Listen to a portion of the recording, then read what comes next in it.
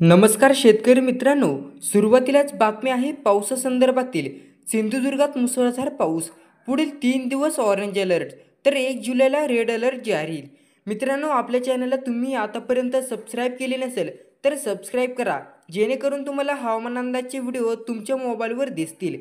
वैभववाडी जिल्ह्यात मुसळधार पाऊस सुरू असून वेंगुर्ल्याला पावसाने अक्षरशः झोडपून काढलेले आहे. त्यामुळे या भागातील कित्येक एकर शेती पाण्याखाली गेलेली आहे. याशिवाय जिल्ह्याच्या उर्वरित भागात देखील मुसळधार पाऊस सुरू आहे. जोरदार पावसामुळे नद्या दुथडी भरून वाहत आहेत. दरम्यान रखडलेल्या भातरोप लागवडीला वेग आलेला आहे. हवामान विभागाने पुढील 3 दिवस ऑरेंज अलर्ट तर 1 जुलैला रेड अलर्ट जारी करण्यात आलेला आहे. या भागातील नदी ओहोळ दुथडी भरून वाहत आहेत. या तालुक्यातील मातोंडा आणि तुळस येथील कित्येक एकर भात शेती पाण्याखाली गेलेली आहे. याशिवाय सावंतवाडी, कुडाळ, कणकवली, वैभववाडी, दोडामार्ग, देवगड तालुक्यांमध्ये देखील पावसाच्या जोरदार सरी पडत आहेत.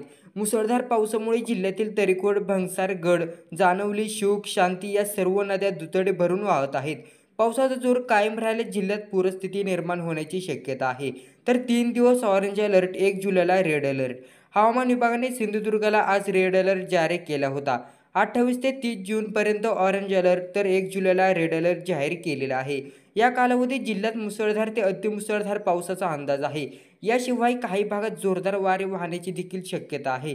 तर पूरस्थिती, जिल्ह्यात सध्या जोरदार पाऊस पडत असून जिल्ह्यातील सर्वच नद्यांच्या पाणी पातळीत प्रचंड वाढ झालेली आहे.